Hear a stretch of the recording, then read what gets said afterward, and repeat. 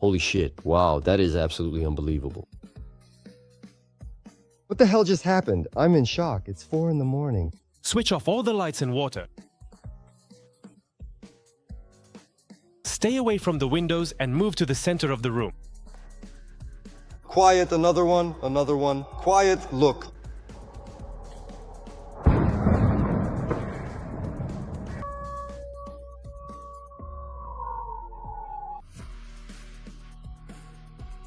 Urgent! A strike at the heart of Russia. Drones from the armed forces burned a prime target for the enemy. The Russians are in panic. The authorities are silent and shutting down airports. The war has reached deep into the country. A true energy apocalypse for the Russian Federation. The most important oil refinery in Russia has been leveled to the ground. A strike of retribution from our side. Hellish fighting in Crimea. Russia is not just out of fuel, the Russian fleet is slowly sinking. All this and more coming up, so watch until the end. This is Ukraine Today with Renata Aslanova bringing you the latest events.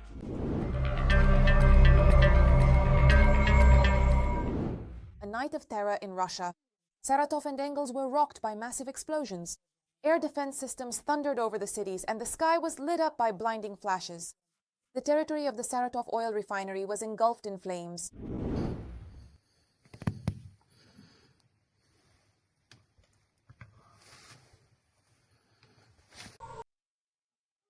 Holy shit. Wow. What is that? If only... Look, it's on fire. Look, it's on fire. The flames are spreading and it's burning. Seriously, it's burning. Can you see it? The fire is really intense and it's not stopping. It's burning. It's truly burning and the flames are getting bigger. Damn, your camera. It's burning. Wow. Where is it burning? There, look. What? Right next to us, It's Tamashan. The locals are in a panic. According to eyewitnesses, up to 7 explosions went off after midnight. Did you hear that?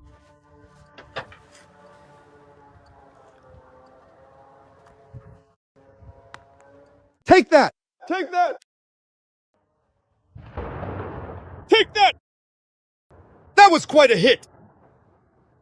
No, they really hit it. I mean, that's it for him, damn. Quiet, another one, quiet, do you hear? One got away. Unknown objects were circling in the sky and tongues of flame were rising over the southwest of Saratov. Sirens wailed in the city and people were urged over loudspeakers to stay away from windows and urgently seek shelter. Threat of a drone attack, ici. For your safety, please listen carefully to the entire message until the end. Then, follow the instructions. If you are indoors, make sure to turn off all the lights and the water supply. Stay well away from any windows and move to the innermost part of the room or to areas that are located between solid, load-bearing walls that do not have any windows.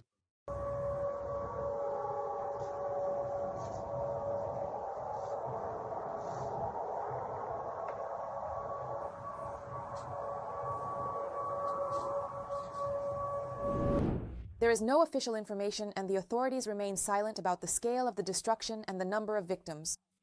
Earlier, the regional governor warned about possible drone strikes and Rosavietsia hastily closed the airport. Russia is in shock. The war has reached deep into the country.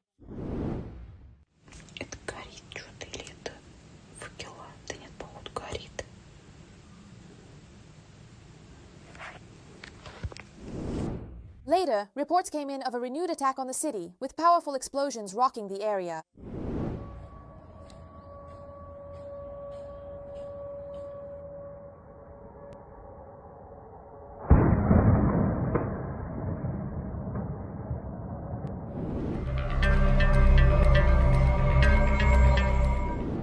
Things were also unsettled in occupied Crimea. An incredible operation by our forces. The Gvardeyskaya oil depot came under attack from Ukrainian drones.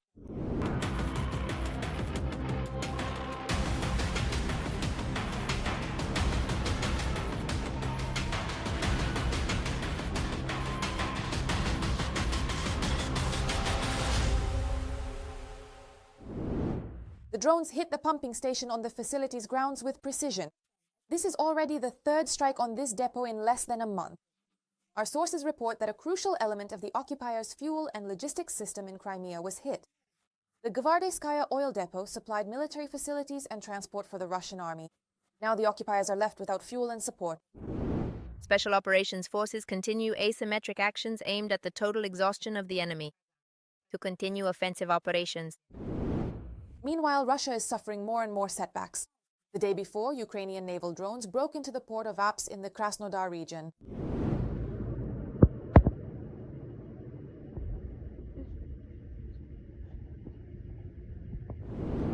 Russians are shouting and local authorities are at a loss. At this moment, the Russian fleet is slowly but surely going under. Locals report successful results. It is likely that one of the ships was hit.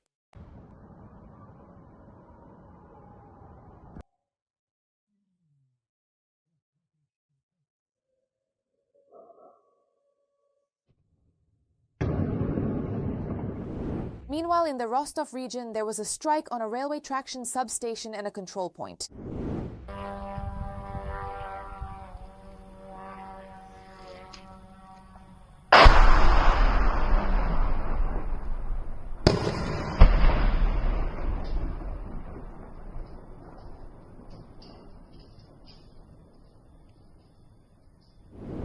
Likovskaya was attacked for the first time on July 19th and again on August 2nd.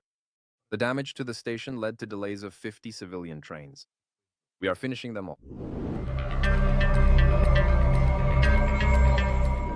Ukraine strikes without mercy. Every strike by Russia on our energy sector comes back twice as powerful. Now it's the Russians who are left without light and heat, and ahead lies only cold and chaos. The Ukrainian armed forces are disabling critical enemy infrastructure, networks are collapsing, and cities are sinking into darkness. And this is only the beginning. The retaliatory strikes will intensify with each passing day. All the details are coming up next. On the night of November 9th, the Ukrainian armed forces struck the Voronezh thermal power plant. After the strike, electricity disappeared in several homes and then came back. The Voronezh thermal power plant is one of the largest suppliers of thermal energy in the region and provides it to 4 districts of the city. Right before my eyes, I had just stepped out onto the balcony. Right over there, to be continued. Apparently, it went along the wires or something like that. No, well, I actually heard 3, but they are saying 4. In Belgorod, this incident was attacked, leaving tens of thousands of residents without power. The governor of the region, Vyacheslav Gladkov, stated that the damage is very serious. As a result of last night's rocket attack, there is now serious and significant damage to the power and heating supply systems of the city of Belgorod. Our dedicated and diligent energy workers, as always, are heroically trying to cope with the challenging task at hand. Right now, they are working to restore what was damaged by our enemies. A day before that, Ukrainian drones struck energy facilities in Saratov, Engels, and the Volgograd region. There, 2 power outages were reported.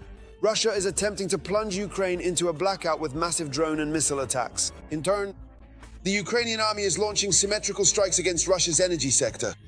Ukrainian President Volodymyr Zelensky stated that the authorities are ready and will not only protect infrastructure but also launch counterattacks. What will happen to electricity? It's hard for me to say today. We will be ready for any retaliatory challenges. We work on this every day. We will defend, we will fight. The Russians must know that, step by step, we will increase the production of everything so that they too feel what we feel. Volodymyr Zelensky, President of Ukraine. In 2025, Russia is experiencing a trend of increasing electricity shortages. As of October this year, the shortage of capacity in the power grid reaches tens of gigawatts. This was reported by the Foreign Intelligence Service of Ukraine. Due to demand from industrial, residential, and municipal consumers exceeding the total generation of all power plants, as of October this year, the shortage of capacity in the power grid has already reached 25 gigawatts. Despite attempts by the RF government to introduce at least some measures to stabilize its energy system, such as monetary compensation or discounts on electricity bills for voluntarily reducing consumption during peak hours, as well as disconnecting consumers who do not require guaranteed power supply, the growing electricity deficit points to a systemic crisis in the Russian energy sector. The Foreign Intelligence Service of Ukraine. In addition to wear and overload, systematic strikes by the AFU are also affecting the Russian energy system. If Ukrainian strikes even partially damage Russian thermal power plants, this will cause significant problems for Russia's energy sector. The AFU have already brought a blackout in southern Russia 60% closer. Strikes by the AFU are gradually knocking out high-voltage substations, which make it possible to transfer electricity from one region to another. If thermal power plants are also destroyed, their situation will become significantly more difficult than ours. Alexander Karchenko, director of the Energy Research Center. Not only Russian regions, but also Moscow are suffering from Ukrainian drone attacks and power outages. This has a very serious, not propagandistic significance directly for the Kremlin. Let me remind you that one of the reasons for launching the so-called special military operation was the issue of guaranteeing the security of the Russian Federation itself. This is how Putin and his inner circle explained it. We are seeing how the war is coming directly to Moscow, and not just to Muscovites. We see that the geography of Ukraine's drone attacks is expanding. Ukrainians have long since gotten used to and adapted to power and heating outages. But for Russians, this comes as an unexpected surprise. So it's time to start stocking up on matches, candles, and firewood. Every voice matters. Join our community, support independent journalism, and help us bring you the truth from Ukraine. Become a member of Ukraine today. Join us now. Ukrainian weapons are striking the enemy not only in the rear but also on the front lines. Ukraine has shown its answer to the Chinese Mavics. Our engineers have created their own counterpart, and this is just the beginning. New innovations are appearing at lightning speed. See which developments are already changing the course of the war in our report. Reconnaissance, fire adjustment, striking targets by dropping munitions. The Chinese Mavic drone is practically the main weapon of the Ukrainian armed forces in the war against the occupier. And now Ukrainian industry has begun supplying domestically produced Mavic-type UAVs to the front lines. A certain Mr. X invested, created a Ukrainian Mavic, and we will see it soon. We've already delivered the first 1,000 to the battlefield. Compared to the Chinese Mavic, the Ukrainian counterpart has a greater flight range and can carry a heavier payload. It is used not only for reconnaissance, but also for strike missions. The importance of the emergence of Ukrainian drones in this niche is hard to overestimate, since there are huge problems with the supply of Mavics to Ukraine. DJI has banned sales to Ukraine, piously declaring that its products are not intended for military purposes, so drones have to be purchased from third parties. The security issues are obvious. The Pentagon has banned any use of DJI drones, which send data to the manufacturers. DJI has also added security features that make it impossible for the latest models to fly in geo-blocked zones, including Ukraine without extensive hacking. Finally, sovereign drone production is seen as a key strategic capability for the future. The Chinese drone Mavic's counterpart is called Shmavik, and despite the ironic name, it has already been certified and boasts some serious features. Shmavik is positioned as a tactical reconnaissance UAV designed to carry out operational tasks on the front lines, unlike the civilian Mavic, which is mainly used for aerial photography and videography. Shmavik is built for combat conditions. It has an operational range of up to 15 kilometers, a flight time of up to 60 minutes, and is equipped with a reliable navigation system that is resistant to interference. As early as last year, the government announced its interest in replacing Chinese drones. Now, manufacturers have already certified Ukrainian Mavics and set up production. As of today, it is impossible to completely replace the entire fleet of imported drones currently used in Ukraine in the short term. Our weapons manufacturers already have developments and designs that meet the needs of our security and defense forces. Now it is necessary to scale up this production and minimize the number of foreign counterparts as much as possible, and transition to domestic models. There are already many Ukrainian analogs of the Mavic, including Ukreporter, Yaitia, and the charming Shmavik. They are larger than DJI Mavic drones, equipped with long-range communication, interference resistance, and are more expensive. But they may turn out to be more economical due to their greater reliability. For us, the key indicator is not the price per drone, but the cost of a single mission. While a typical Mavic performs about 60 missions per drone, our systems on average complete around 300 missions per unit. With a comparable purchase price, the cost of a single mission is 5 times lower, which means that military units operating our drones achieve a much greater overall economic benefit. Drone manufacturer. Independent UAV production is a crucial element of modern warfare. And Ukraine knows this better than anyone, since short-range UAVs and long-range strike drones have become key elements of national defense.